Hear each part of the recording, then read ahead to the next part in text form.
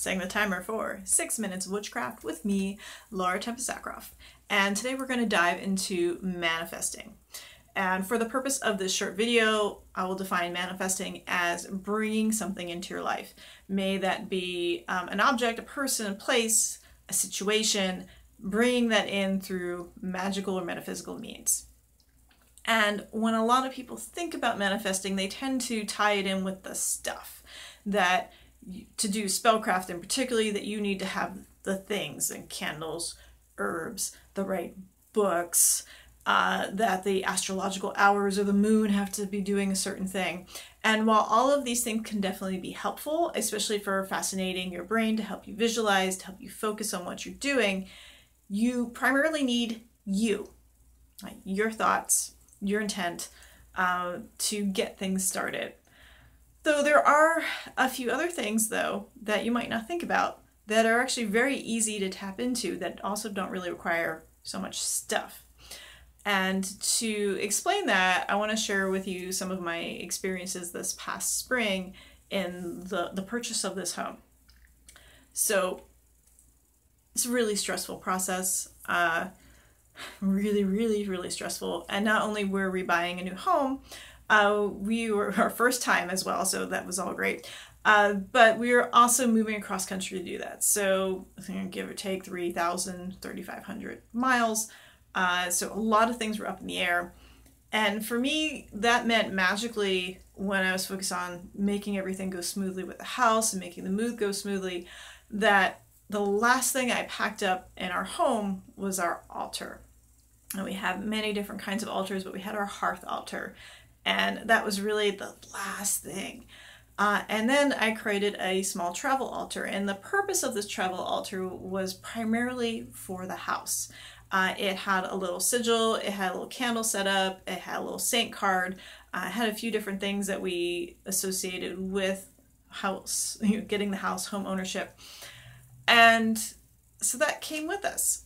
And everywhere we went, we stopped at my parents for a bit. When we were traveling on the road to look at the house, all these things, that little altar came with us.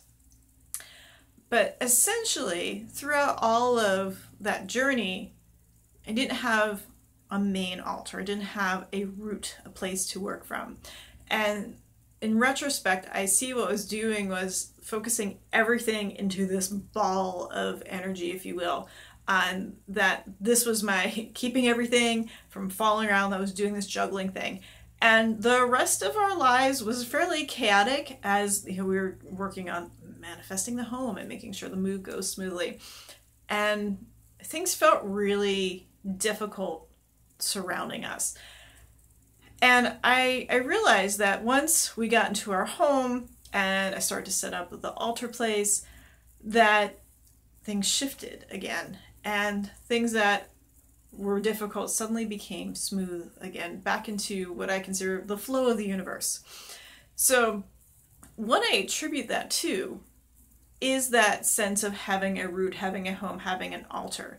And an altar for me is not just about paying homage to ancestors, to deities, to various spirits, but it's my connection to my work, my partner's connection to us and what work he does.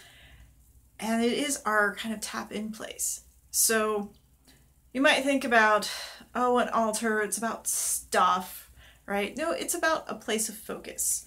I talk about this extensively in The Witch's Altar, which is part of the Witch's Tool series that I wrote with Jason Mankey, that particular book. And I think it's important that we don't dismiss altars as simply a place of stuff that you don't interact with or that you forget to dust. So many people say, I forget to interact with my altar. I go, this is kind of step one. And your altar doesn't have to be the thing that has a black candle and a white candle and a god statue and a goddess statue and a pentacle on it. I mean, you can totally do that.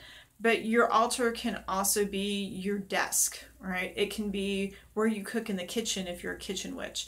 It has the potential to be many different places, and it can be really compact, or it can be something that takes up an entire room.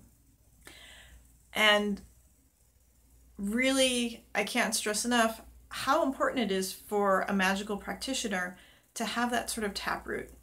Because when you are using that focal point, it is helping you ground yourself, and I don't mean a sort of, ooh, we have to ground ourselves now, but the idea that you are putting roots down for that moment, even if you're on the road, that you are tapping into the region, the environment of where you are, the building of where you are, the general landscape of things, and once you're rooted, you can point out in any direction. So if you are having problems with manifesting and you've been focusing, I burned all these candles, I'm doing this, I'm doing that, but you really haven't focused on having a central place to work from, to connect with yourself, to perhaps, if it's important to you, to connect with your ancestors and your deities, I guarantee that as soon as you shift your focus slightly, it makes a world of difference in what you want to manifest. So, pretty simple. It's not about the stuff. It is a little bit about place. And that place can be a temporary little box, something that you pull out. And that is our 6 minutes. Be quiet. Thank you. So, pretty simple, right? Even if you are in transition, you don't have somewhere where you can have a big fancy altar out.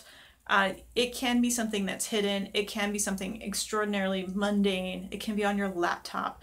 It can be a place outside that you step into. It can be a magic circle that you cast. There are many different ways of finding that root structure for yourself. And once you've tapped into that, things definitely flow a lot easier. Obviously you don't need it. It's not necessary, but why work so hard? That's really it. It's like, if you could make your road a little smoother and a little easier, try that, because you can get more done that way too.